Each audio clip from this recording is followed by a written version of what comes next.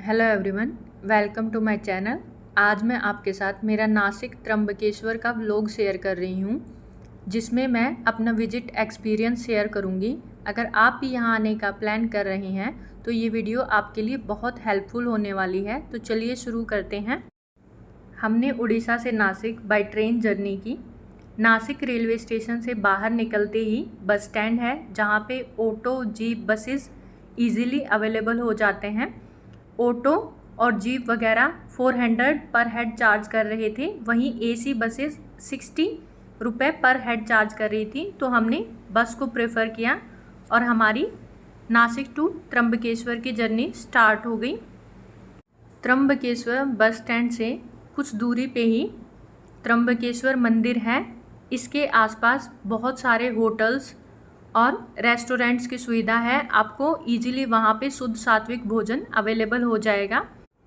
अब हमने मंदिर के पास ही होटल लिया और हम रेडी होकर मंदिर के दर्शन करने के लिए निकल गए। यहाँ पे बाहर ही आपको पूजा सामग्री मिल जाती है, आप वहाँ पे पूजा सामग्री ले सकते हैं।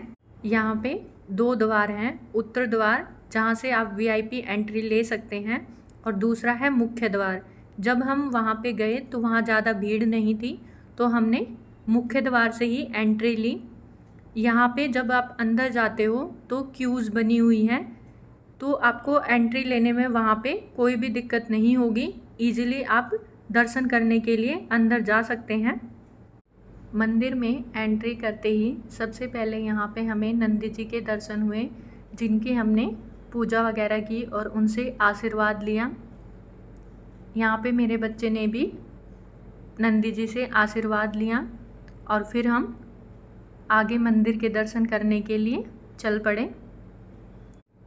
जैसे ही हमने अंदर एंट्री की तो हमने देखा कि वहाँ पे पंडित जी मंत्रों का उच्चारण करते हुए जलाभिषेक भी करवा रहे थे, जिसके लिए वो अलग से फ़ीस चार्ज कर रहे थे।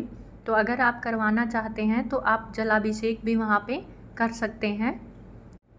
फिर हमने वहाँ पे त्र्यंबकेश्वर ज्योतिर्लिंग के दर्शन किए और फिर वहाँ से हम बाहर की तरफ मंदिर परिसर में आ गए। वहीं परिसर में पास में ही ब्रह्मा, विष्णु, महेश त्रिदेव के दर्शन करने बहुत ही शुभ माने जाते हैं। हमने भी वहाँ पे दर्शन किए। दर्शन करने के बाद हम मंदिर परिसर से बाहर आ गए और यहीं से हमने कोसावर कुंड जाने के लिए रास्ता लिया। जब हम रास्ते से जा रहे थे तो हमने देखा कि वहाँ पे लोग पंच धातु से बनी हुई प्रतिमाएं बेच रहे थे, जो कि काफ़ी सुंदर थी। यहीं से हमने अपने घर के मंदिर के लिए एक प्यारी सी सुंदर सी शिव भगवान की प्रतिमा ली और फिर हम आगे निकल पड़े कोसावर कुंड के दर्शन करने के लिए।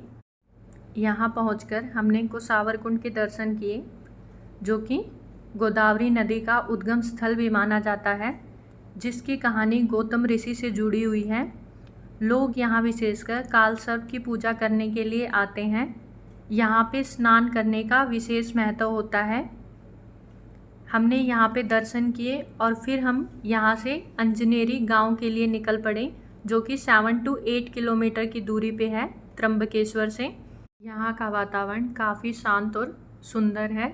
यहाँ चारों तरफ पहाड़ियाँ थी, जो कि देखने में बहुत ही सुंदर लग रही थी। अंजनेरी गांव बजरंगबली हनुमान जी का जन्म स्थान माना गया है। आप इस टेंपल को विजिट कर सकते हैं, इसकी काफ़ी मान्यता है। यहाँ दर्शन करने के बाद हमने यहीं से नासिक के लिए बस ली। नासिक में काफ़ी दार्शनिक स्थल हैं, जिसमें से पंचवटी काफ़ी प्रसिद्ध है। नासिक बस स्टैंड पहुँचते ही हमने 400 रुपये में ऑटो लिया, जिसने हमें नासिक में सारे मंदिरों के दर्शन करवाए, जिसमें लगभग 3 घंटे का समय लगा। सबसे पहले हम रामकुंड गोदावरी मंदिर पहुँचे, जो कि गोदावरी नदी में स्थित है। यहाँ पे स्नान करने का काफ़ी महत्व है।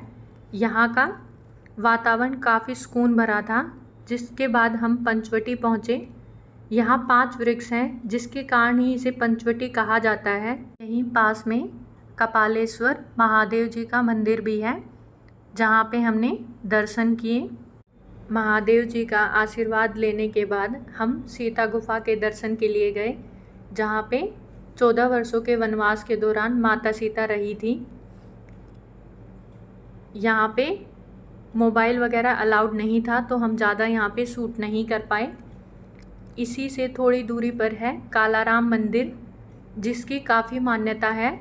यहाँ पे भी हमने दर्शन किए और उनका आशीर्वाद लिया। थोड़ी दूरी पर ही लक्ष्मी नारायण भगवान का मंदिर भी है, यहाँ हमने उनके दर्शन किए। देखिए यहाँ मेरा बेटा भी दर्शन कर रहा है। और फिर हम यहाँ से तपोवन के लिए निकल पड़े। तपोवन यहाँ हर 12 साल में जो कुंभ का मेला भरता है नासिक में, वो यहीं पे भरता है। इसी से कुछ दूरी पर स्थित है लक्ष्मण मंदिर। बताते हैं कि 14 वर्षों के वनवास के दौरान लक्ष्मण ने रावण की बहन शूर्पणखा की नाक इसी जगह पर काटी थी, जो कि एक सुंदर झांकी के रूप में यहाँ पे दिखाया गया है, जो देखने में काफ़ी सुंदर लगता है। यहीं तपोवन की भूमि पर ही समीप में ही गोदावरी और कपिला नदी का संगम है, जहाँ का प्राकृतिक सौंदर्य देखने लायक है। जब यहाँ पे हम आते हैं तो बहुत ही मन को शांति देने वाला वातावरण मिलता है। यहाँ पे हमने कुछ देर विश्राम किया, जो कि काफ़ी सुकून भरा रहा।